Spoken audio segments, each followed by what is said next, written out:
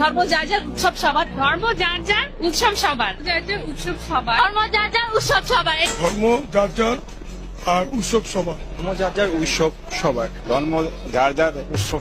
আজ পর্যন্ত কোনদিন মুসলমানদের উৎসব শবে বরাত একটা হিন্দু মসজিদে দেখার জন্য আসলো না। মুসলমানদের উৎসব শবে কদর একটা হিন্দু কোনদিন চাওয়ার জন্য আসলো না। মুসলমানদের উৎসব রমজান মাসের রোজা একটা হিন্দু কোনদিন তোমার সাথে সমাজ করার জন্য রাখলো না। একটা হিন্দু কোনদিন তোমার ঈদের নামাজে আসলো না। একটা হিন্দু কোনদিন তোমার সাথে জুমার নামাজে অংশগ্রহণ করলো না। তোমাকে দেখার জন্য পর্যন্ত আসলো না। তার কারণ হলো হিন্দুরা মনে করে এটা মুসলমানের উৎসব, আর তুমি মুসলমান হইয়া হিন্দুর দুর্গা পূজায় কিভাবে গেলা?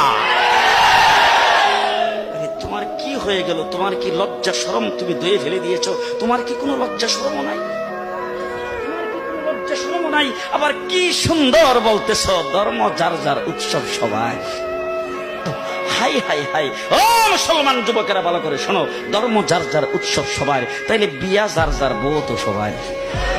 জি, বিয়ে যার যার বউ সবার, পুষ্কুনি যার যার মাছ সবার, গাছ যার যার ফল সবার, ক্ষেত যার যার ফসল সবার, দোকান যার যার মাল সবার। এখন ঘুমাইছে কি কথা বলেন না কেন? তাহলে আমার দোকানের মাল যদি আমার হয়, আমার ক্ষেতের ফসল যদি আমার হয়, আমার গাছের ফল যদি আমার হয়, আমার গাছের নারিকেল যদি আমার হয়, আমি বিয়ে করলে বউ যদি আমার হয়, মুসলমান আমার পুষ্কুনির মাছ যদি আমার হয়, তাইলে ধর্ম যার উৎসব তার।